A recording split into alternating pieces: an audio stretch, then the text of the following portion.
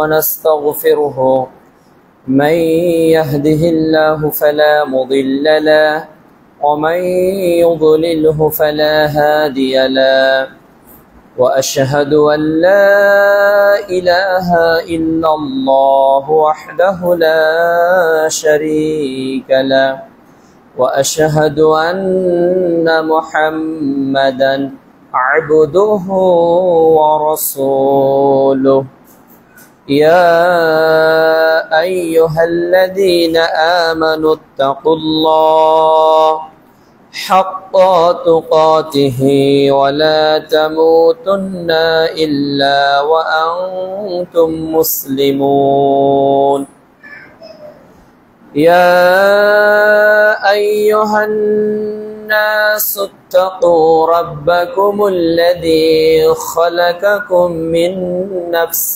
واحدة وخلق منها زوجها وبث منهما رجالا كثيرا ونساء واتقوا الله الذي تساءلون به والأرحام إن الله كان عليكم رقيبا يا أيها الذين آمنوا اتقوا الله وقولوا قولا سديدا يصلح لكم أعمالكم ويغفر لكم ذنوبكم ومن يطع الله ورسوله فقد فاز فوزا عظيما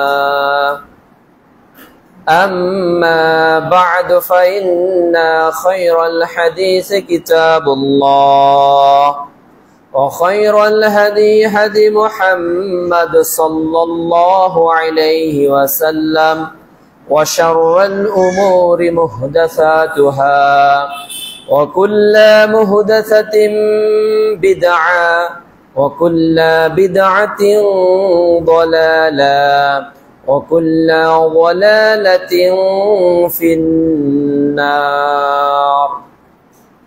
وقال تعالى: أعوذ بالله من الشيطان الرجيم. بسم الله الرحمن الرحيم. يا أيها الذين آمنوا ادخلوا في السلم كافة ولا تتبعوا خطوات الشيطان إنه لكم عدو. সূরা বাকারা আয়াত 208। যাবতীয় প্রশংসা আল্লাহ রাব্বুল আলামিনের জন্য, যার ঐকান্তিক মেহেরবানিতে সঠিবাড়ি নতুন বাজার জামে মসজিদে আজকের জুমার খুতবা ও সালাত আদায়ের উদ্দেশ্যে যে আল্লাহ রাব্বুল আলামিন উপস্থিত হওয়ার সুযোগ দান করেছেন, আমরা কৃতজ্ঞতা আদায় করছি আলহামদুলিল্লাহ। দরুদ ও সালাম বিশ্ব মানবতার মুক্তির দূত, যার রেখে যাওয়া আনিত আদর্শকে বাস্তবায়ন করার লক্ষ্যে আমাদের জীবনের সার্বিক কর্ম প্রচেষ্টা, সেই প্রিয় নবী মুহাম্মদুর রাসূলুল্লাহ সাল্লাল্লাহু আলাইহি ওয়াসাল্লামের প্রতি যাবতীয় দরুদ ও সালাম। সুপ্রিয় উপস্থিতি, আজ জুমার খুতবার আলোচ্য বিষয় ব্যক্তি জীবনে ইসলাম।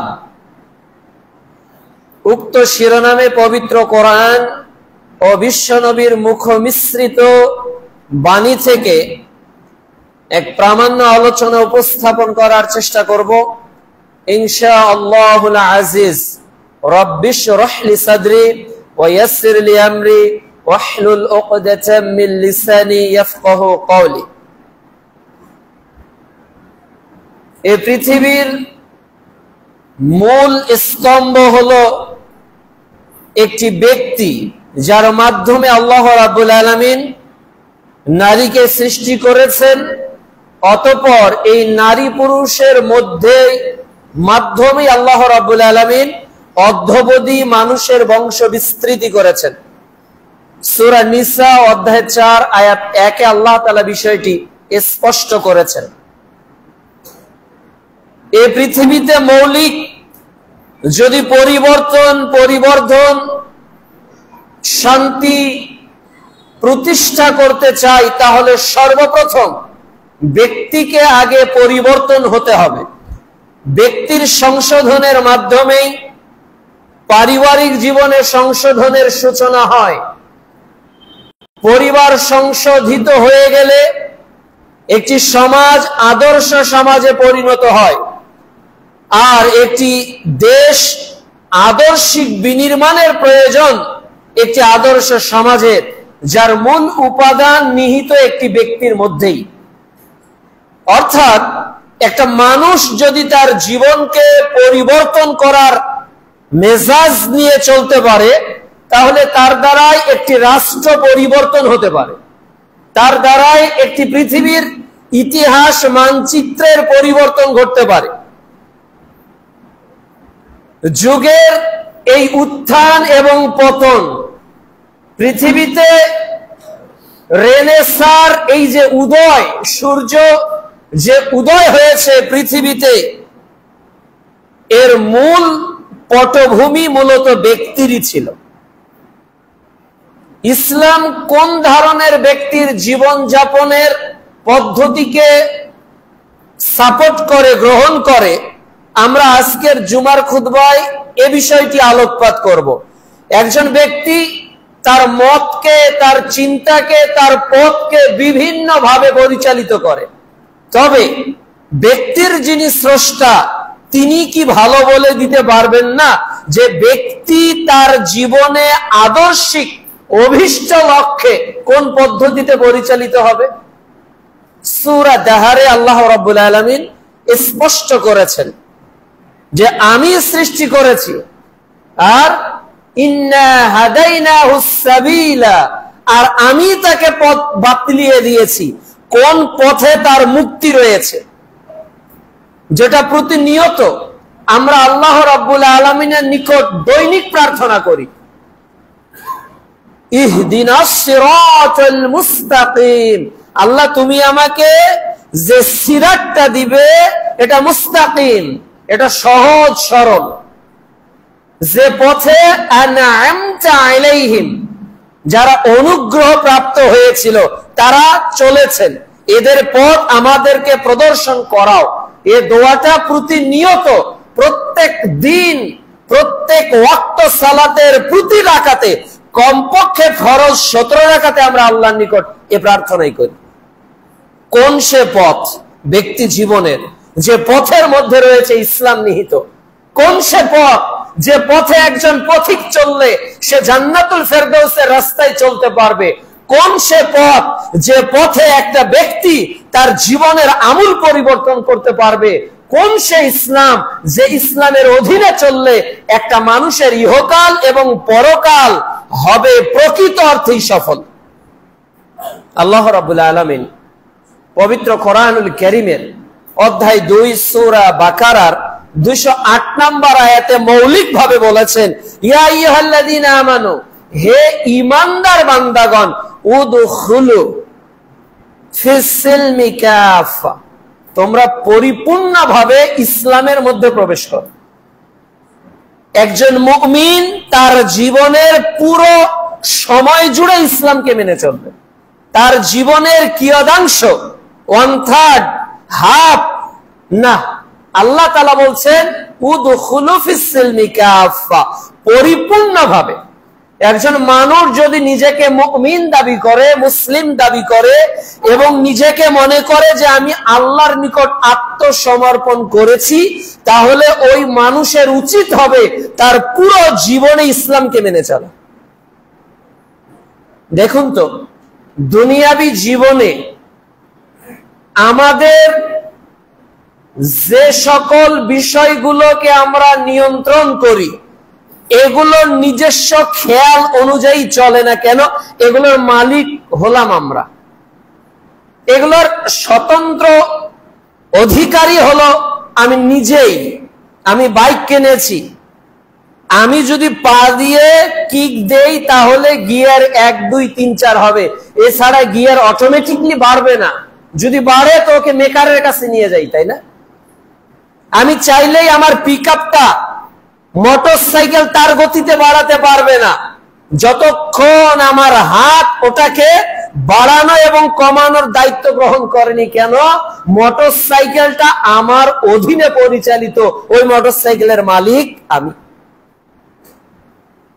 আপনার পকেটে রাখা ফোনটা আপনার পকেটেই রয়েছে, ও কাউকে ফোন দিতে পারবে না, পারবে? ও নিজেই ফেসবুক খুলে, ইউটিউব খুলে, ইমো খুলে, ইনস্টাগ্রাম খুলে, মেসেঞ্জারে, হোয়াটসঅ্যাপে চ্যাটিং করবে, এর সুযোগ কি, এ অধিকার কি তার আছে? কখনোই নেই। এমনকি যে 5 ঘন্টা 6 ঘন্টা পর আমরা অ্যালার্ম দেই, ওটাও আমরা নিজেরা আগে সেট আপ করি যে তোমাকে 7 ঘন্টা পর বাজতে হবে। আমার মোবাইল 7 ঘন্টা পরই বাজবে। যদি 8 ঘন্টা পর সেট করে দেই, 8 ঘন্টা পরই বাজবে। কেন? ওর সত্ত্বাধিকার আমার। তাহলে একজন মুমিন ব্যক্তি তার জীবনের অভিষ্ট লক্ষ্যে কোন পদ্ধতিতে চলবে, এটা কি মানুষ বলে দিবে না মানুষের স্রষ্টা রব বলে দিবে? নিঃসন্দেহে মানুষের স্রষ্টা রব বলে দিবে। আর এই রব কি তার জীবনের একটা অংশে বলবে নাকি পুরো জীবন জুড়ে বলবে? পুরো জীবন জুড়ে বলবে। যেমন নাকি একটা মোটরসাইকেল, তার একেবারেই হাইড্রোলিক ব্রেক থেকে শুরু করে প্রত্যেকটা পাশ যেমন আমার নেতৃত্ব মানতে বাধ্য, না হলে ওটা আমি মেকারের কাছে নিয়ে যাই, অনুরূপ ভাবে একজন ব্যক্তি যদি তার পুরো জীবন জুড়ে ইসলামকে মেনে না চলে, তাহলে ওই ব্যক্তিটা পূর্ণ মুমিন হতে কোনোদিনও পারবে না। এই ইসলামকে আমরা কিভাবে মানব? আমরা মোটামুটি আজকের এই পর্বে ব্যক্তি জীবনে ইসলাম মানার অনেকগুলো দিক আছে। এর মধ্যে শিরোনাম ভিত্তিক প্রায় 7টি শিরোনামে আমরা আজকে আলোচনা করব।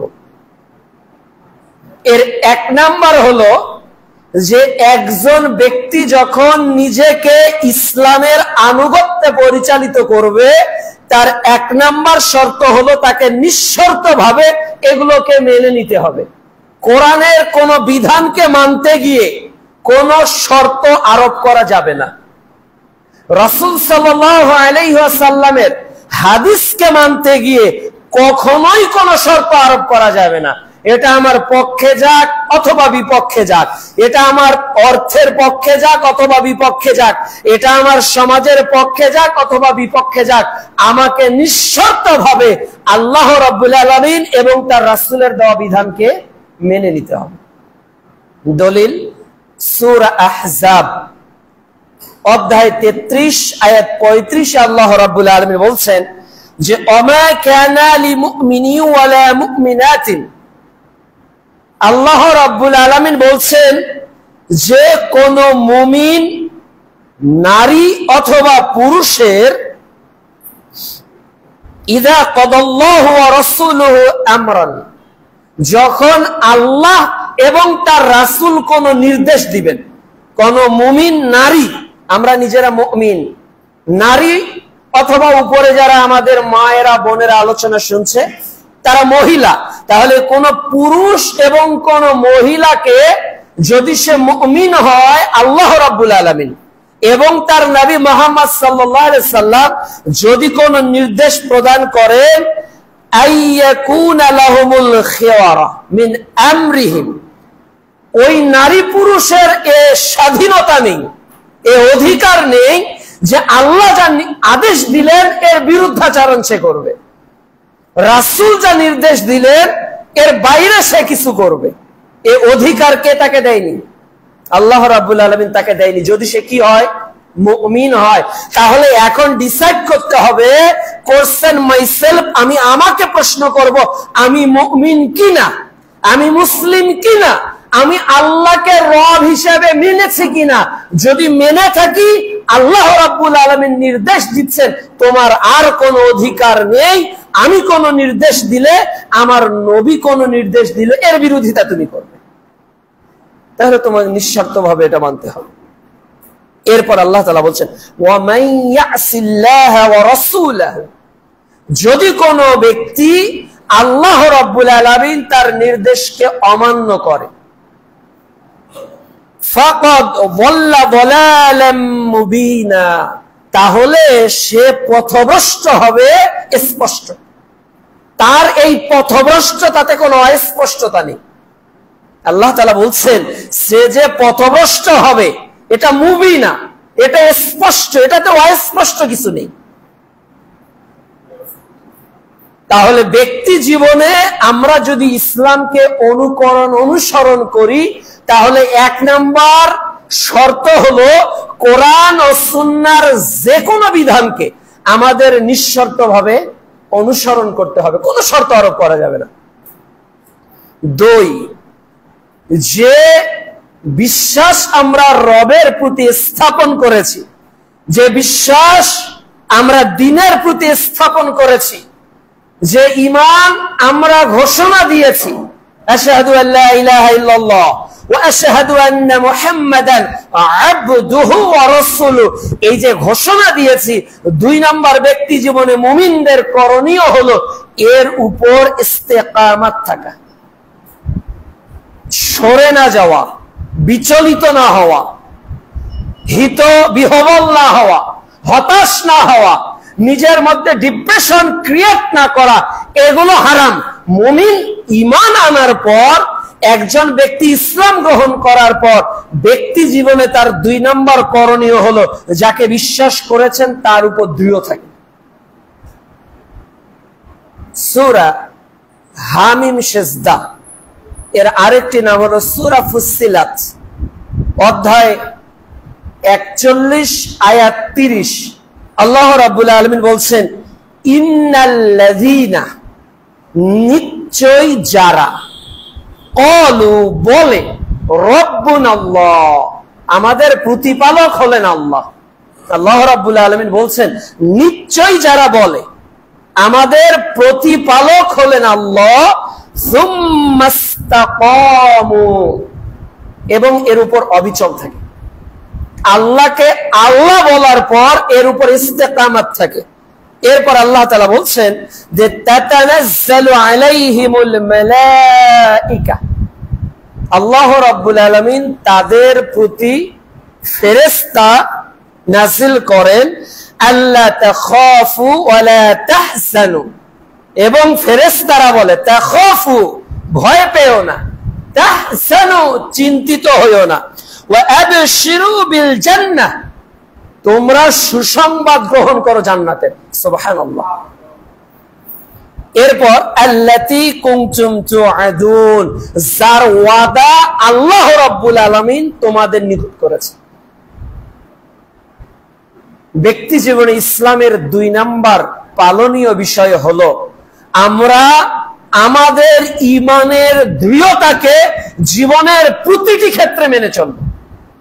প্রতিটি ক্ষেত্রে।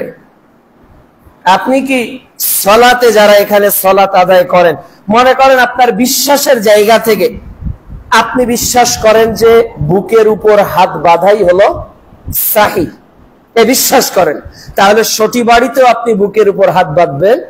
আপনি যদি রংপুর শহরেও যান সেখানেও বুকের উপর হাত বাঁধবেন। আপনি যদি ঢাকাতে যান সেখানেও, যদি সৌদিতে যান ওখানে তো বাঁধবেন। যদি আপনি কানাডা যান, শ্রীলঙ্কা যান, এমন একটা জায়গায় গিয়েছেন যে যেখানে কেবল মাজার পূজা, কবর পূজা, ওখানেও যদি আপনি সালাতে দাঁড়ান, কার উপর হাত বাঁধবেন? কেন? সুম্মাস্তাকামু, এর উপর আপনার অবিচলতা রয়েছে। তাহলে এটা কি কেবল সালাতের জন্য? এটা কি কেবল আমাদের জীবনের একটা ইবাদতের জন্য, নাকি পুরো লাইফ জুড়ে আমাদের ইস্তেকামাত লাগবে? কিন্তু দুর্ভাগ্য, আমরা আমাদের এই ইস্তেকামাতকে অনেক সময় আমাদের জায়গা থেকে আমাদের পদচ্যুতি ঘটে নানা কারণে। ক্ষমতার বলের কারণে, অথবা নিজের স্বার্থের কারণে, অথবা নিজের কোনো সিদ্ধি হাসিলের কারণে আমরা আমাদের জীবনের প্রতিটি ক্ষেত্রে যার উপর ঈমান এনেছি ওই উপরে আমরা ইস্তেকামাত থাকতে পারি না। এজন্য রাসূল সাল্লাল্লাহু আলাইহি ওয়াসাল্লাম আমাদেরকে একটা দোয়া শিখিয়েছেন। তিরমিজিতে হাদিসটা এসেছে 2140 নম্বর হাদিস। আমরা আল্লাহর নিকট দোয়া করি, ইয়া মুকাল্লিবাল কুলুব সাব্বিত কলবি আলা দীনিক, আল্লাহুম্মা মুসাররিফাল কুলুব সাররিফ কুলুবানা আলা তাআতিক। হে অন্তরের পরিবর্তনকারী আল্লাহ, তুমি আমার অন্তরকে তোমার দ্বীনের প্রতি কি রাখো? অটুট রাখো, দৃঢ় রাখো। রাসূল সাল্লাল্লাহু আলাইহি ওয়াসাল্লাম বলছেন, যেমন একটা সময় আসবে মানুষ সকালবেলা ঈমান আনবে কিন্তু সন্ধ্যার সময় মারা গেলে সে কাফের অবস্থায় মারা যাবে। এর অর্থ হলো এই 8 ঘন্টা সময় সে ঈমানের উপর চলার অ্যাবিলিটি রাখতে পারে নাই। কেউ সন্ধ্যায় ঈমান আনবে কিন্তু সে যখন সকালের সূর্য উদয় হবে এমন অবস্থায় মৃত্যুবরণ করবে যে সে কাফের। অর্থাৎ এই 8 ঘন্টা সময় সে তার ঈমান নিয়ে চলার যোগ্যতা রাখেনি। দেখুন, আজকে মসজিদে যতক্ষণ আপনি বসে আছেন আপনার চোখ ঈমানের বলে নিয়ন্ত্রিত, তাই না? আপনার কান ঈমানের বলেই নিয়ন্ত্রিত, আপনার কলব ঈমানের বলেই নিয়ন্ত্রিত। এখান থেকে যখন আপনি সটিবাড়ি বাজারে ঢুকবেন তখন এই ইস্তেকামাত কতক্ষণ থাকে এটা কিন্তু আল্লাহ কাউন্টিং করবেন। এটাই হলো ইস্তেকামাত, যা রেখেছেন তা দৃঢ় রাখা। হানজালা রাদিয়াল্লাহু তাআলা আনহা, সহিহ মুসলিমের হাদিস, নিজেকে মুনাফিক বলতো। কেন বলতো? যে রাসূল সাল্লাল্লাহু আলাইহি সাল্লামের কাছে যে স্পিরিট পেতাম, যে তামান্না পেতাম, এটা বাড়িতে আসলে থাকতো না। মনে হচ্ছে আমার ঈমানের হ্রাস ঘটেছে, ইস্তেকামাত নেই। রাসূল সাল্লাল্লাহু আলাইহি ওয়াসাল্লাম আবু বকর এবং হানজালা রাদিয়াল্লাহু তাআলা আনহুমাকে বলছে যে তোমরা আমার কাছে থাকা অবস্থায় যে ঈমানের দৃঢ়তা রাখো, এটা যদি বাইরেও রাখো তাহলে ফেরেশতারা তোমাদের সঙ্গে মুসাফা করত। সুবহানাল্লাহ। তাহলে ঈমানের দৃঢ়তা হলো সবচেয়ে কঠিন একটি জিনিস, যেটা আমরা প্রকৃত অর্থেই সিংহভাগ ক্ষেত্রে রাখতে পারি না। কেননা আজকে এখন যে মানসিকতা, 2টার পর ওই মানসিকতা আমার থাকবে না, 3টার পর ওই মানসিকতা আমার থাকবে না, 4টার পর ওই মানসিকতা থাকবে না। আজকে যতটা সময় নিয়ে ঈমানের তাড়নায় জুমার সালাতে উপস্থিত হয়েছি, এতটা ঈমান কিন্তু 4টার সময় ভোরে কাজ করে না। কাজ করে কেন? তার চেয়েও তখন আরেক জিনিসের প্রতি আমার ইস্তেকামাত থাকে না, আমার শরীরটা অনেক দুর্বল, আমি ফজরে উঠতে পারবো না, না এখনো রাত অনেক আছে, আমি এখন উঠতে পারবো না। আপনি উঠবেনই ঠিক কিন্তু 7টার সময় উঠলেন, উঠবেনই ঠিক কিন্তু 6টার সময় উঠলেন, 9টার সময় উঠলেন। আপনি আপনার জায়গাতে আজকে জুমার সময় যতটা গুরুত্ব দিয়েছেন, আগামী শনিবারের ফজরের সালাতে ওই ঈমান আর বাকি 4 ওয়াক্ত সালাতের পর খুঁজে পাওয়া যাবে। এজন্য আল্লাহর নিকট ব্যক্তি জীবনে ইসলাম মানতে গেলে যেটা বেশি বেশি প্রয়োজন সেটা হলো ইস্তেকামাত, সেটা হলো ইস্তেকামাত, দৃঢ়তা। দৃঢ়তা এটাই মূল। 3 নাম্বার, আমাদের আদব আখলাক তথা আমাদের মুআমালাত গুলোকে সুন্দর করা, ভালো করা। আল্লাহ রাব্বুল আলামিন বলছেন সূরা কালাম অধ্যায় 68 আয়াত 4 যে ওয়া ইন্নাকা লাআলা খুলুকিন আযীম, নিশ্চয় রাসূল সাল্লাল্লাহু আলাইহি ওয়াসাল্লাম মহান চরিত্রের উপর প্রতিষ্ঠিত ছিলেন। আযীম বলা হয়েছে, মহান। এই আখলাক, এই খুলুক আজকে আমাদের মধ্যে নেই। আমরা এই আখলাকের তারতম্য করি ব্যক্তি, স্থান, কাল, পাত্র ভেদে। কিছু মানুষকে রেসপেক্ট করতে করতে করতে করতে অনেক উপরে উঠে দিয়েছে, আবার কিছু মানুষকে অপমান করতে করতে অনেক নিচে নামিয়ে দিয়েছে। এজন্য মুসলমানদের আজকে যে ক্রাইসিস পৃথিবীতে, এটা হলো তাদের চারিত্রিক পদস্খলন চলে এসেছে। চারিত্রিক পদস্খলন, আমাদের চরিত্রের ত্রুটি রয়েছে, আমাদের আখলাকগত ত্রুটি রয়েছে। অথচ রাসূল সাল্লাল্লাহু আলাইহি ওয়াসাল্লাম বলছেন, সহিহ বুখারী 3559 নম্বর হাদিস, আবু হুরায়রা রাদিয়াল্লাহু তাআলা আনহু বলছেন যে ইন্না মিন খিয়ারিকুম আহসানাকুম আখলাকা, তোমাদের মধ্যে শ্রেষ্ঠ ব্যক্তি ওই যার আখলাক সবার চেয়ে ভালো, যার আখলাকটা সুন্দর। আমি আমার বসের সঙ্গে যেভাবে কথা বলি, আমার কর্মচারীর সঙ্গে এইভাবে কথা বলি না। আমি একটা পাঠাও, একটা ওভার বাইকে যতটা রেসপেক্ট করে কথা বলি, একটা রিক্সা চালকের সঙ্গে এত সুন্দর করে কথা বলি না। আমি একটা আপনার ভালো শপিং মলে যেভাবে কথা বলি, ঠিক একটা মরিচ বিক্রি করা বিক্রেতা যিনি, তার মরিচ যখন আমি কিনছি তখন আমার আচরণ এরকম থাকে না। স্থান কাল পাত্র ভেদে আমাদের চরিত্র যেন পানির মতো, যে বোতলে থাকি ওই বোতলের আকার ধারণ করে। অথচ মুসলমানদের চরিত্র হবে সবচেয়ে শ্রেষ্ঠ। রাসূল সাল্লাল্লাহু আলাইহি ওয়াসাল্লাম বলছেন, এই হাদিসটি রয়েছে তিরমিজিতে 2003 নম্বর হাদিস, বিচারের মাঠে মিজানের পাল্লায় আমাদের নেকি এবং আমাদের পাপগুলোকে যখন ওজন করা হবে, যতগুলো আমল আমাদের নেকির পাল্লাকে ভারী করবে, এর সবচেয়ে ভারী করবে ওই জিনিসটা, ওই আমলটা, এর নাম হলো সৎ চরিত্র। সুবহানাল্লাহ। আমাদের আখলাক যদি সুন্দর হয়, এটা নেকির পাল্লাকে সবচেয়ে বেশি ভারী করবে।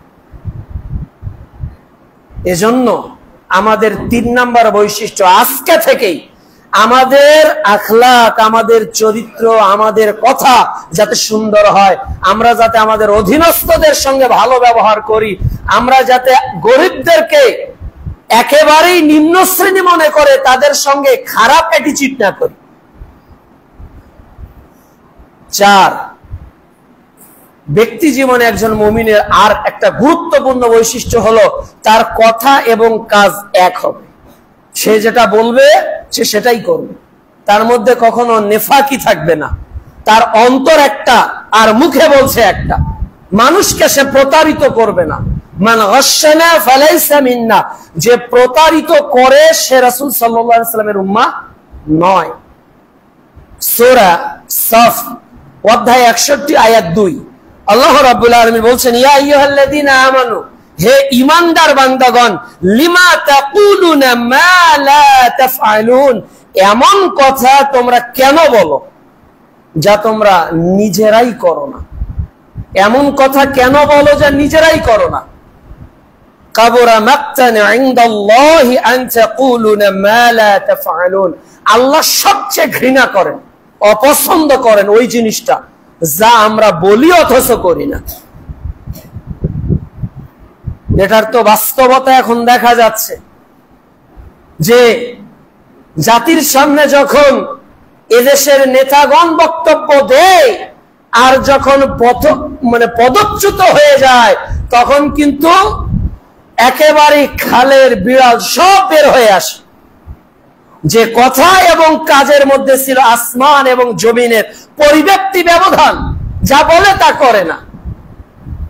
জনগণের সেবক হয়ে আমরা ভক্ষক হয়ে যাই। আমরা উপকার করার পরিবর্তে মানুষের ক্ষতি করতে বেশি ভালোবাসি। আমাদের কথা কাজে কোনো মিল নেই। এই জন্য মুমিন তো সেই যার কথা এবং কাজ মিল থাকবে। সহিহ বুখারী 1ম খণ্ড 2য় অধ্যায় ঈমান হাদিস নাম্বার 33, রাসূল সাল্লাল্লাহু আলাইহি ওয়াসাল্লাম বলছেন যে মুনাফিক যারা, তাদের আলামত হলো 3টি। এরা যখন কথা বলে মিথ্যা বলে, যখন আমানত রাখা হয় তখন খেয়ানত করে, আর যখন ওয়াদা করে তখন তা ভেঙে ফেলে। অর্থাৎ তাদের কাজে আর কথায় কোনো মিল পাওয়া যায় না। একজন ব্যক্তি যদি তার ব্যক্তি জীবনে ইসলাম মানতে চায়, তাহলে সে যা বলবে সেটার বিশ্বাস যাতে তার থাকে। ওই যে সহিহ বুখারীর লম্বা হাদিস, একজন ব্যক্তি একজনের কাছে করজ চেয়েছিল, ধার, সে ব্যক্তিকে দিয়েছিল, সাক্ষী ছিল না, আল্লাহকেই সাক্ষী করেছিল।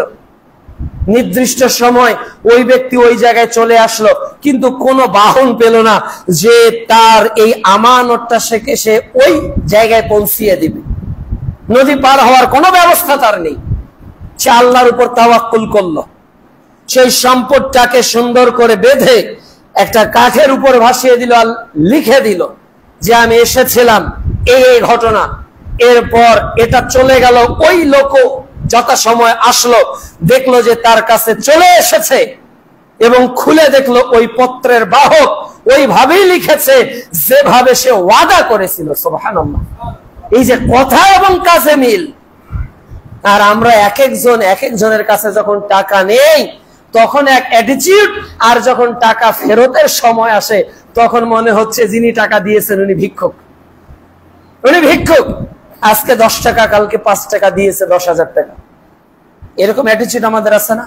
তাহলে এই যে আমাদের কথা কাজে কোনো মিল নেই, অথচ আমরা মুমিন দাবি করি, অথচ আমরা মুসলিম দাবি করি, অথচ আমরা ইমানদার দাবি করি, অথচ ব্যক্তি জীবনে আমাদের 4 নাম্বার কথা হলো আমাদের কথা এবং কাজ এক হতে হবে। 5, আমাদের জবান হেফাজত করতে হবে। একজন ব্যক্তির জবানটা অনেক দামি, অনেক দামি। রাসূল সাল্লাল্লাহু আলাইহি ওয়াসাল্লাম বলছেন যে এই জিহবা মানুষকে বেশি বেশি করে জাহান্নামের দিকে নিয়ে যায়। মানুষ গীবত করে কি দিয়ে? জিহবা দিয়ে, মুখ দিয়ে। গালি দেয় কি দিয়ে? পরনিন্দা করে কি দিয়ে? চগলখড়ি করে কি দিয়ে? মানুষকে ঘৃণা করে, মানুষকে তাচ্ছিল্য করে, মানুষকে হেয় তুচ্ছ করে। এই যত প্রকার সম্পর্কহীনতার যত মাধ্যম আছে এর মূল প্রধান মাধ্যম হলো মানুষের জবান। এজন্য রাসূল সাল্লাল্লাহু আলাইহি ওয়াসাল্লাম বলেছেন, মান সামাতা নাজাত, যে চুপ থাকলো সেই মুক্তি পেল। সূরা আহজাব অধ্যায় 33 আয়াত 70 এ আল্লাহ তাআলা বলছেন, ইয়া আইয়ুহাল্লাযীনা আমানুত্তাকুল্লাহ ওয়া কুলু কওলান সাদীদা, হে ঈমানদারেরা আল্লাহকে ভয় করো আর ওয়াকুলু কওলান সাদীদা, কথা যখন বলবে সত্য বলবে। আজকে থেকে একটা প্রতিজ্ঞা করেন, এই জবান যা উচ্চারণ করছে এটার হিসাব দিতে হবে কি না? এটা লিখা হচ্ছে কি হচ্ছে না? হচ্ছে। আল্লাহ রাব্বুল আলামিন বলছেন সূরা কফ অধ্যায় 50 আয়াত 18 আল্লাহ তাআলা বলছেন যে মা ইয়ালফিতু মিন কওলিন ইল্লা লাদাইহি রাকীবুন আতীদ, মানুষ এমন কোন কথা উচ্চারণ করে না যা ফেরেশতারা লিপিবদ্ধ করে না। আপনি যা বলবেন তাই লেখা হবে, আপনি যা বলবেন তাই লেখা হবে। এন গোপনে যা বলেছি সেটাও লেখা হয়েছে, প্রকাশ্যে যা বলছি সেটাও লেখা হচ্ছে। এজন্য জবানটা অনেক দামি একটি জিনিস, আল্লামাহুল বায়ান। এই জবানটা আল্লাহ তাআলা আমাদেরকে দিয়েছেন। এজন্য ব্যক্তি জীবনে মুমিনদের বেশি উচিত হবে যে তাদের জবানকে তারা হেফাজত করবে। 6 নাম্বার, মানুষ বেঁচে থাকার জন্য জীবিকার প্রয়োজন, তাকে খেতে হবে, তাকে চলতে হবে। এজন্য তাকে খাওয়ার কথা আল্লাহ তাআলা নিজেই বলেছেন। আল্লাহ রাব্বুল আলামিন বলছেন, ইয়া আইয়ুহাল্লাযীনা আমানু, হে ঈমানদারেরা, কুলু মিন তাইয়্যিবাত মা রাযাকনাকুম, যে আমি যা রিজিক দিয়েছি এর থেকে তোমরা খাও। আল্লাহ শুকরও দিয়েছে, আল্লাহ গরুও দিয়েছে, তাই না? আল্লাহ দুধও দিয়েছে, মানুষ প্রাকৃতিক ভাবে মদও তৈরি করছে, দুটাই তো মওজুদ আমাদের সামনে। কিন্তু আল্লাহ রাব্বুল আলামিন বলছেন আমি যা দিয়েছি তা খাও। আল্লাহকে সব খেতে বলেছে যেগুলো হালাল, হালালান তাইয়্যিবা। এবং এর পরে যে শব্দটা বলেছে ওয়াশকুরুলিল্লাহ, খাওয়ার পর কৃতজ্ঞতা আদায় করতে হবে। সিগারেট খাওয়া শেষ হলে কি আলহামদুলিল্লাহ বলা যায়? কি মনে হয়? তাহলে আল্লাহ যে বললো খাওয়ার পর কি ওয়াশকুরুলিল্লাহ, কৃতজ্ঞতা আদায় করবে। কেন? ইন কুনতুম ইয়াহু তা'বুদুন, যদি তুমি আল্লাহর আনুগত্যশীল বান্দা হও। তাহলে সব খাবার খেয়ে কি আলহামদুলিল্লাহ বলা যায়? আপনাকে একজন চাকরির জন্য ঘুষ দিল 50 লক্ষ টাকা, আপনি আলহামদুলিল্লাহ বলবেন? আপনি তো আলহামদুলিল্লাহ নিজে উচ্চারণ করবেন না। তাহলে আল্লাহ রাব্বুল আলামিন ওই খাদ্যই খেতে বলেছেন যেটা তৈয়ব, যেটা পবিত্র। কিন্তু আমরা আমাদের ব্যক্তি জীবনে যা খাচ্ছি তা কি হালাল? তা হালাল নয়। পাহাড় গড়ছি, পাহাড়। অথচ আবু বকর রাদিয়াল্লাহু তাআলা আনহু তার খেলাফত আমলে একজন ব্যক্তি এসে তাকে সামান্য খাবার দিল, তিনি খেয়ে ফেললেন। এরপর ব্যক্তি জিজ্ঞাসা করলেন, আমিরুল মুসলিমিন, আমিরুল মুমিনিন, আপনি খেয়ে ফেললেন? জিজ্ঞাসা করলেন না এই খাবারটা কোত্থেকে এনেছি? আবু বকর রাদিয়াল্লাহু তাআলা বললেন, বলো কোত্থেকে এনেছো? বলতেছে, আমি যখন অমুসলিম ছিলাম তখন আমি মানুষের ভাগ্য বলে দিতে পারতাম। তো একজন ব্যক্তির আমি এইরকম ভাগ্যের পরীক্ষা করেছিলাম, সে আমাকে কোনো কিছুই দেয়নি, আজকে রাস্তায় কিছু খাদ্য আমাকে এই হাদিয়া হিসেবে দান করলো, ওটা দিয়েছি আপনাকে। আবু বকর রাদিয়াল্লাহু তাআলা আনহু এই বাক্য শোনার পর হাত মুখে ঢুকিয়ে দিয়ে বমন করে সব খাবার ফেলে দিলেন। এটা হলো একজন রাষ্ট্রীয় নেতার দায়িত্ব। আর এক একজনের হাজার হাজার বিঘা সম্পত্তি, তাই না? কত জায়গায় প্লট, বাড়ি, কার জায়গা কিভাবে জবরদখল করেছে, স্ত্রীর নামে হাজার হাজার সম্পত্তি, অথচ স্ত্রী প্রাইভেট পড়িয়ে নাকি শত শত বিঘা সম্পত্তির মালিক হয়েছে। এই যে হাইকোর্ট দেখানোর একটা স্বপ্ন কানাকে, এটা চলছে। এটা কেন হচ্ছে? মানুষ আজকে হালাল হারামের তোয়াক্কা করতেছে না, সম্পদের পাহাড় গড়ছে, পাহাড় গড়ছে, মনে হচ্ছে আজীবন এই সম্পদ তার থাকবে। আল্লাহ বলেনি যে ওয়াইলুল লিকুল্লি হুমাযাতিল লুমাযা আল্লাযী জামাআ মালাও ওয়া আদ্দাদা ইয়াহসাবু আন্নাহু মালাহু আখলাদা? সে শুধু টাকা গনে আর গনে আর ধারণা করে এটা কখনো শেষ হবে না। অথচ আল্লাহ তাআলা বলতেছেন, হাত্তা যুরতুমুল মাকাবির, কবরে আসলেই তোমার সব ফিনিশ হয়ে যাবে। আদম সন্তানের মুখ এই তুরাব, এই মাটি যখন পড়বে তখন সব ডিমান্ড কি হয়ে যাবে? ক্লোজ হয়ে যাবে, আর কোনো চাহিদা থাকবে না। রাসূলুল্লাহ সাল্লাল্লাহু আলাইহি ওয়াসাল্লাম বলছেন, সহিহ বুখারীতে হাদিসটি এসেছে, যে এমন একটা জামানা চলে আসবে, এমন একটা সময় চলে আসবে, ক্রয় বিক্রয় অধ্যায় 2059 নম্বর হাদিস, যে মানুষ উপার্জন করবে, মা আখাযা মিনহু আমিনাল হালাল ওয়া মিনাল হারাম, মানুষ বিবেচনা করবেন এটা হালাল নাকি হারাম। আজকে এটাই তো হচ্ছে। অনেকেই মার খেয়েছে, তবে সবাই মার খায়নি। অনেকে অপরাধী, তবে সবাই অপরাধী না। এই দুর্নীতির মুখেও নিষ্ঠাবান পুলিশ সদস্য কি নাই? আর্মি নেই, বিজিবি নেই, অনেক আছে, অনেক আছে যারা সৎ, যারা ট্রান্সফার হয়েছে, চলে গেছে রাতারাতি খাগড়াছড়ি, বান্দরবান, বিভিন্ন জায়গায় কষ্ট করেছে, কিন্তু উপার্জন করেছে হালাল ভাবে। অবৈধ পাহাড় তারা গড়েনি, তারা ইত্তাকিল্লাহ, আল্লাহকে ভয় করেছে। কতদিন বাঁচবেন? কতটা খাদ্য আপনি খেতে পারবেন? আরো 50 বছর ধরেন, রেশিও করেন, যাদের বয়স আজকে 50 তারা আরো 50 যুক্ত করেন। আল্লাহ রাসূল বলেছে 60-70, আপনি 100 বছর যুক্ত করে দেখেন তো, হিসাব করে ক্যালকুলেশন করেন। আপনার বয়স আজকে 40, ধরেন এখনো 60 বছর বাঁচবেন, এই 60 বছরে আপনার কত কেজি চালের প্রয়োজন? একটা আনুমানিক হিসাব করেন। প্রতিদিন 1 পোয়া করে বা হাফ কেজি করে গোস্ত গেলে কতটুকু গোস্তের প্রয়োজন? প্রতিদিন আপনার প্রতি মাসে একটা করে পোশাক হলে কত টাকার পোশাক প্রয়োজন? হিসাব করে দেখবেন এর চেয়ে কয়েকশো গুণ সম্পদ আপনার নিজের আছে। এরপরে আপনার চাহিদার শেষ, আপনার আশার শেষ হয় না। মানে কিভাবে টাকা উপার্জন করতে হবে হেনা কোনো পথ নেই যে আমরা অবলম্বন করিনি। দেখতেছেন না কত দুর্নীতিবাজ মুক্তিযোদ্ধা এখন বের হয়ে যাচ্ছে, যুদ্ধই করেনি, বয়স 6, ওই মুক্তিযোদ্ধা সার্টিফিকেট পেয়েছে, চাকরি তার, তার স্ত্রীর, তার ছেলের, তার নাতির, তার পুতির, অথচ যুদ্ধই দেখে নাই। তাহলে প্রতারণা কেন? টাকা বাড়াতে হবে, ইনকাম করতে হবে। প্রজেক্ট নেই বা কোন কোম্পানি নেই, অথচ হাজার কোটি টাকা দিয়ে কোম্পানির পাস নিয়ে ওই পাস ব্যাংকে দিয়েছে, আবার কোটি খানিক টাকা দিয়ে ব্যাংকে বিল পাস করেছে, কোম্পানিও নেই, মালিকও নেই, অথচ তিনি লোন তুলেছেন 1000 কোটি টাকা। মানুষের এই মানে ভোগ বিলাসিতা, এই আকাঙ্ক্ষা মানুষকে হালাল হারাম থেকে দূরে রেখেছে।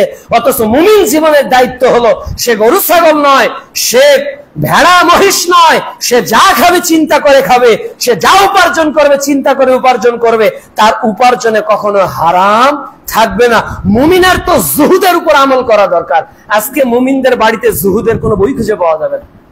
ইমাম আহমদ ইবনে হাম্বলের 3 খণ্ডের 3টা বই আছে, 10 লক্ষ হাদিসের হাফেজ ছিলেন, 3 খণ্ডের 3টা বই, কিতাবুজ জুহুদের উপর, নবীদের চোখে দুনিয়া, সাহাবীদের চোখে দুনিয়া, তাবিঈদের চোখে দুনিয়া, বইগুলো একটু পড়ুন। দুনিয়া বিমুখ শতমনীষী একটা বই আছে, এই বইটি একটু পড়ুন। কিতাবুজ জুহুদ একটা বই আছে, এই বইগুলো একটু পড়ুন। তাহলে দেখবেন যে তাদের আকাঙ্ক্ষা কি ছিল আর আমাদের আকাঙ্ক্ষা কোথায়। এটা কেন হচ্ছে? আমরা ব্যক্তি জীবনে হালাল হারাম কিছু বিবেচনা করছি না, অথচ মুমিনদের এটা করা অনুচিত। 7 নাম্বার, মুমিন জীবনে করণীয় হলো আল্লাহ সুবহানাহু ওয়া তাআলা কে বেশি বেশি করে স্মরণ করা। মুমিন তার সব সময় আল্লাহকে রিমাইন্ডে রাখবে, আল্লাহকে স্মরণে রাখবে। একটা ব্যবসায়ী সব সময় টাকার হিসাব করে, তাই না? টাকা, একটা চাকরিজীবী সব সময় মাসের হিসাব করে। প্রত্যেকেই আমরা আমাদের একটা ক্যালকুলেশন, ইকুয়াল মানি দেখবেন প্রত্যেকের টেন্ডেন্সিতে ইকুয়াল মানি একটা অপশন প্রিন্সিপাল হিসেবে আছে। অথচ আল্লাহ রাব্বুল আলামিন আমাদেরকে বলছে ফাযকুরুনি আযকুরকুম ওয়াশকুরুলি ওয়ালা তাকফুরুন, তোমরা আমাকে স্মরণ করো, আমি আল্লাহ তোমাকে স্মরণ করব। সুবহানাল্লাহ। তুমি আমার দিকে 1 বিঘত আসো, আমি 2 বিঘত যাব। তুমি হেঁটে আসো, আমি দৌড়িয়ে যাব। সুবহানাল্লাহ। কিন্তু মুমিন তার জীবনে কতটুকু আল্লাহকে স্মরণ করছে? আল্লাহ রাব্বুল আলামিন বলেন, ওমান আ'রাদা আন যিকরি ফাইন্না লাহু মাঈশাতান দানকা ওয়া নাহশুরুহু ইয়াওমাল কিয়ামাতি আ'মা। যারা আল্লাহ থেকে বিমুখ হয়ে যাবে, যারা আল্লাহকে স্মরণ করবে না, তারা দুনিয়াতে অভাবী হবে, তাদের চোখের সামনে অভাবকে আল্লাহ ধরিয়ে দিবেন, আর আখিরাতে তারা অন্ধ হয়ে তুলবে। তারা বলবে ক্বালা রাব্বি লিমা হাশারতানি আ'মা ওয়া ক্বাদ কুনতু বাসীরা। আল্লাহ, দুনিয়াতে তো আমি দেখতে পেতাম, আজকে কেন আমি অন্ধ হয়ে উঠেছি? আল্লাহ বলবেন ক্বালা কাযালিকা আতাতকা আয়াতুনা ফানাসিতাহা ওয়া কাযালিকা ইয়াওমা তুনসা। তুমি দুনিয়াতে আমাকে ভুলে গিয়েছিলে, আমার দিনকে ভুলে গিয়েছিলে, আমার দিনের তারবিয়াতকে ভুলে গিয়েছিলে। আজ বিচারের মাঠে তুমি আমাকে ভুলে গিয়েছো, আমিও তোমাকে ভুলে গেলাম। নাউযু বিল্লাহি মিন যালিক। সম্মানিত উপস্থিতি, মুমিন তো আল্লাহকে এভাবেই স্মরণ করবে। আল্লাহ রাব্বুল আলামিন সূরা আনফাল অধ্যায় 8 আয়াত 2 এ বলেন, ইন্নামাল মুমিনুনা আল্লাযীনা ইযা যুকিরাল্লাহ ওয়াসিলাত কুলুবুহুম ওয়া ইযা তুলিয়াত আলাইহিম আয়াতুহু যাদাতুহুম ঈমানা ওয়া আলা রাব্বিহিম ইয়াতাওয়াক্কালুন। ঈমানদার তো ওরাই যাদের আল্লাহর কথা মনে করিয়ে দেওয়া হলে তাদের অন্তর বিগলিত হয়ে যায়। তারা কোরআন পাঠ করলে তাদের ঈমান সমৃদ্ধ হয়, তাদের ইয়াকিন আল্লাহর প্রতি বেড়ে যায়। আল্লাহ রাব্বুল আলামিন বলছেন যে তাদের জন্যই আল্লাহ রাব্বুল আলামিন ওয়াদা করেছেন, আল্লাযীনা ইউকিমুনাস সালাহ ওয়া মিম্মা রাযাকনাহুম ইউনফিকুন। এরা তো ওই সমস্ত ব্যক্তি যারা সালাত আদায় করে আর আমি যা রিজিক দিয়েছি তা থেকে ব্যয় করে। এরপর আল্লাহ তাআলা বলছেন, উলাইকা হুমুল মুমিনুনা হাক্কা। এরাই হলো সঠিক খাঁটি মুমিন। সুবহানাল্লাহ। খাঁটি মুমিনের সংজ্ঞা আল্লাহ দিয়েছে, যে মুমিন ব্যক্তিগত জীবনে আল্লাহকে সবসময় মেনে চলে, আল্লাহর রিমাইন্ড তার মধ্যে, তার বাড়ির ওয়ালে দেখবেন যে আল্লাহ, তার বাড়িতে গেলে আল্লাহর কথা মনে হবে, তার টেবিলে বসলেই আল্লাহর কথা মনে হবে, তার ডাইনিং এ বসলেই আপনার আল্লাহর কথা মনে হবে। আর কিছু লোক আছে ওর যেখানেই যাবেন সেখানেই দুনিয়ার কথা লেখা, সব সময় দুনিয়া। বসবেন ড্রয়িং রুমে, ও সোফার আলাপ ধরবে, ও টাইলসের আলাপ ধরবে, ও এসি কোনটা এটার আলাপ ধরবে, সব সময় ওর দুনিয়া। আর কিছু ব্যক্তি আছে যাদেরকে দেখলে আল্লাহর কথা মনে পড়ে যায়, কথা না উঠাতে চাইলে ইসলাম উঠে যাবে। এইরকম ব্যক্তিদের সঙ্গে বন্ধুত্ব করতে হবে যাদের কাছে গেলে আল্লাহর কথা মনে পড়ে। আল্লাহ তাআলা বলছেন, উলাইকা হুমুল মুমিনুনা হাক্কা। এরাই হলো সঠিক মুমিন। এরপর আল্লাহ বলছেন, লাহুম দারাজাতুন ইনদাল্লাহি রাব্বিহিম ওয়া মাগফিরাতুন ওয়া রিজকা কারীম। আল্লাহ রাব্বুল আলামিন তাদের জন্য উচ্চ মর্যাদা, সম্মান এবং উপার্জনের যে রিজিক দিয়েছেন এটা হলো মর্যাদাপূর্ণ। সুবহানাল্লাহ। তাদের সম্মানকে আল্লাহ বাড়াবেন, তাদের রিজিক আল্লাহ বাড়িয়ে দিবেন। কাজে সম্মানিত উপস্থিতি, ব্যক্তি জীবনে 7টি বিষয় আমরা আলোকপাত করলাম আজকের প্রথম অংশে। যেহেতু মুমিন জীবনে ব্যক্তি কেন্দ্রিক, ইসলাম মানার অনেকগুলো দিক আছে। আমরা যদি প্রত্যেকেই এই বিষয়গুলোকে লালন করতে পারি, আমরা যদি নিঃশর্ত আনুগত্য আজকে থেকে শুরু করি, আমরা যদি যেটা বলবো এটার উপর যদি ইস্তেকামাত থাকে, আমাদের কথা আমাদের আচরণ যদি সুন্দর হয়ে যায়, আমাদের কথা কাজে যদি মিল হয়, আমরা আমাদের জবানকে যদি হেফাজত করতে পারি, আমরা হালাল হারাম যদি বিবেচনা করতে পারি এবং আমাদের শয়নের স্বপনে সব সময় যদি আল্লাহকে স্মরণ করতে পারি, তাহলে ব্যক্তি জীবনের আজকের আলোচনায় হয়তো কিয়দংশ আমাদের আলোচিত হবে। এখন তো আমরা আল্লাহকে স্মরণ করতে চাই না, আল্লাহকে ডাকতে চাই না, আমরা আল্লাহর পরিবর্তে কত কিছুকে এলাহা বানিয়ে নিয়েছি, তাই না? আমরা আল্লাহকে রব হিসেবে মানি, কিন্তু আর একজনকে মিডিয়া মনে করি, মিডিয়া মনে করি। আলোচিত সেই কিশোরগঞ্জের ওই যে কি মসজিদ, পাগলা মসজিদ, 3 মাস পর পর 8টি লোহার দান বাক্স খোলা হয় 3 মাস পর পর। এবার খোলা হয়েছে 3 মাস 24 দিনে। গত 3 মাস আগে 6 কোটি টাকা প্লাস ছিল, এবার 7.5 কোটি টাকা প্লাস এই মাত্র 3 মাস 26-24 দিনে হয়ে গেছে। কেন টাকা তারা এই মসজিদে দিচ্ছে? তাদের বিশ্বাস হলো যে এখানে মানত করলে কবুল হয়। নাউযু বিল্লাহি মিন যালিক। এখানে মনের আশা পূরণ হয়। আমার 2 বছর হলে বিবাহ হলো, কনসেপ্ট হচ্ছে না, আমি এর জন্য এখানে দান করেছি যাতে আমার সন্তান হয়। একজন আর একজন নারীকে চিঠি লিখেছে, ওটাও সাংবাদিকের হাতে চলে এসেছে, যে আমি যাতে অমুককে পেয়ে যাই। কিছু তো কাকতালীয় ভাবে হয়ে যায় না, হয়ে যায়। হয়তো 2 বছর কোনো মেডিকেল প্রবলেমের কারণে হয় নাই, হয়তো এর পরের মাসে হয়তো কনসেপ্ট হয়ে গেছে। এখন সে মনে করেছে এই পাগলা মসজিদই আমার বাচ্চা দেওয়ার মালিক। নাউযু বিল্লাহ। এই আকীদা কি মুমিনদের না মুশরিকদের? মুশরিকদের। এটা আবার সেনাবাহিনী, পুলিশ, এইবারই প্রায় 327 জন গনেছে টাকা, 327 জন। তার মধ্যে দেখলাম প্রায় 30 জন প্লাস হলো ব্যাংকেরই কর্মকর্তা। ব্যাংকেরই কর্মকর্তা 100 কোটি টাকা প্লাস ব্যয় করে তারা আর একটা আখড়া তৈরি করার পরিকল্পনা করছে।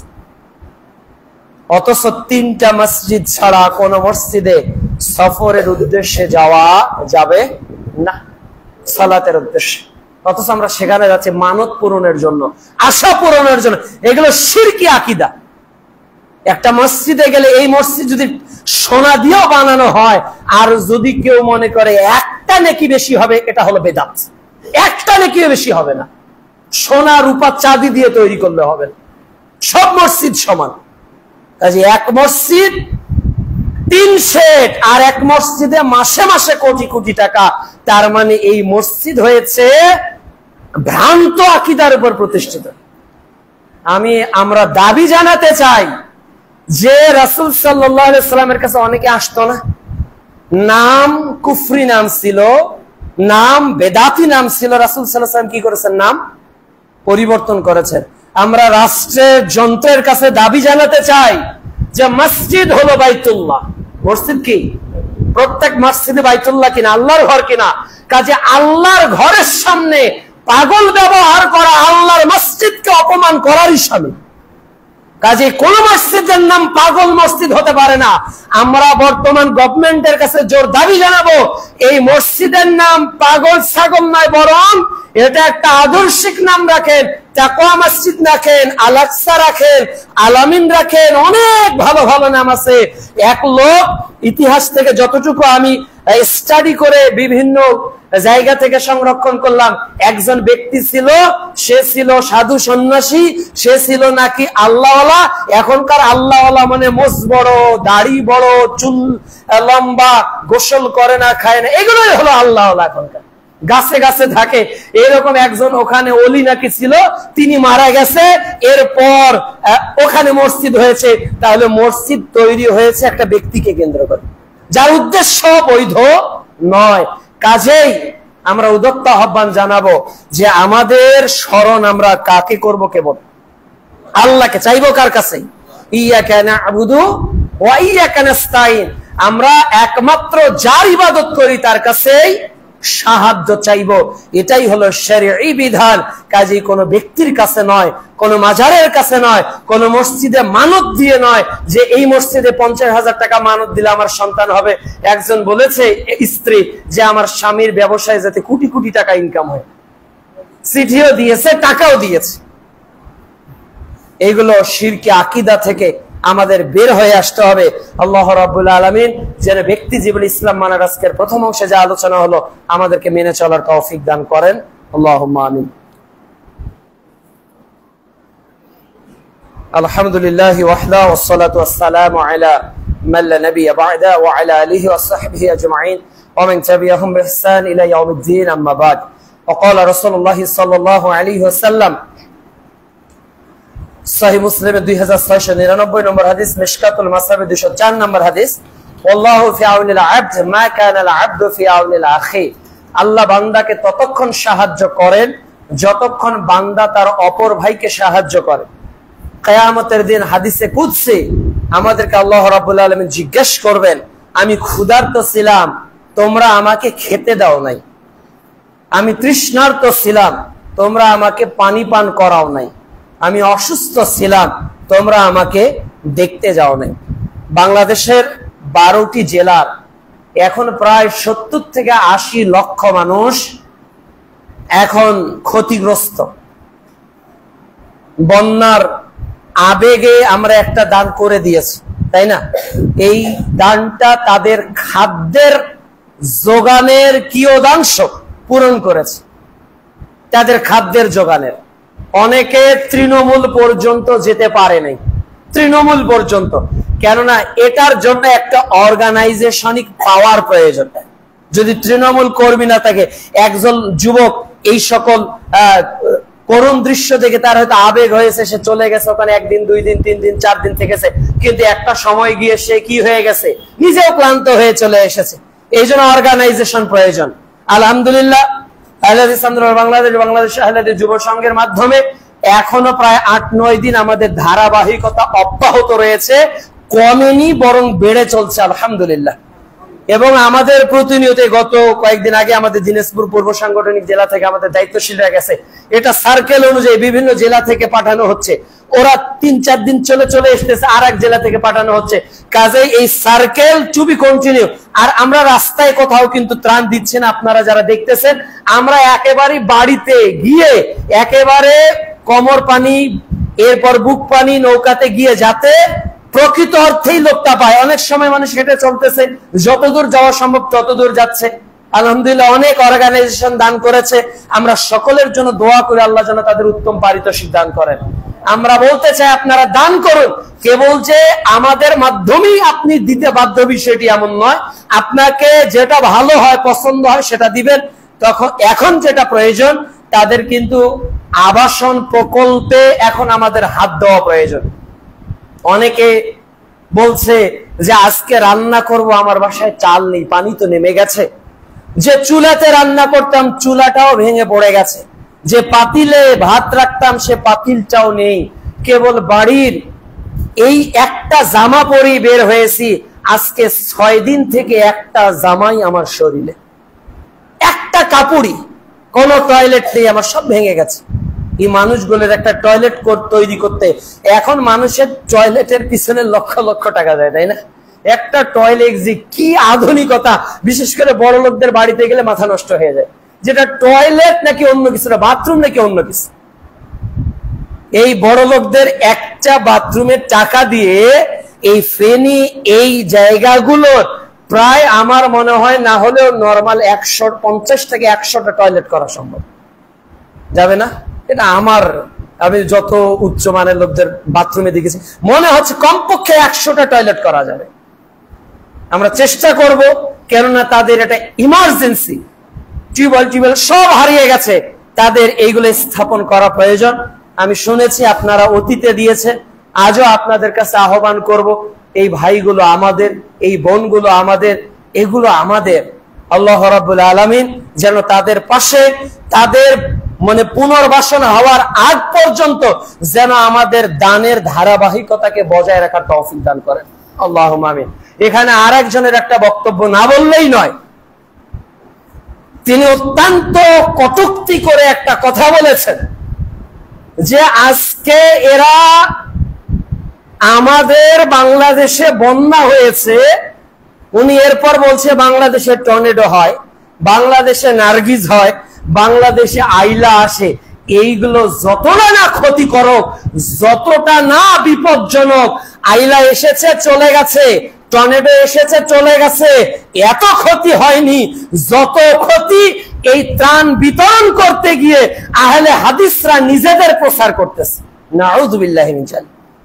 তারা বলতেছে আহলে হাদিসরা টর্নেডোর চেয়ে ভয়ঙ্কর। তো এক ক্ষেত্রে কিন্তু তার কথাটা ঠিক, আহলে হাদিসরা নার্গিসের থেকেও ভয়ঙ্কর।